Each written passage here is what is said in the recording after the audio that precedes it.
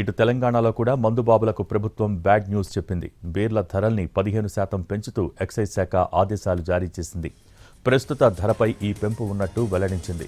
Justice Jaiswal committee సిఫార్సుల మేరకు బీర్ల ధరల్ని ఎక్సైజ్ శాఖ సవరించింది. పెరిగిన ధరలు ఇవాళ్టి నుంచే అమల్లోకి రానున్నాయి. వేసవిలో చల్లటి బీరుతో చిల్లవుదాం అనుకుంటే ప్రభుత్వం షాక్ ఇచ్చిందని అంటున్నారు మందుబాబులు.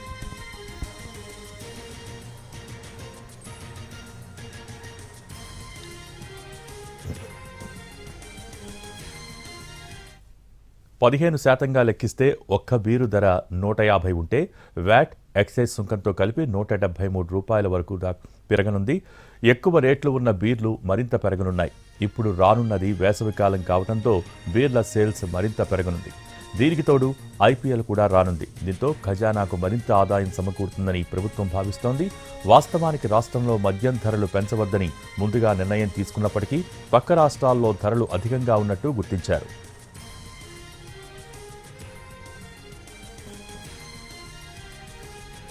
15% బీర్ బేసిక్ ధర పెంచడానికి రాష్ట్ర ప్రభుత్వం అంగీకరించింది.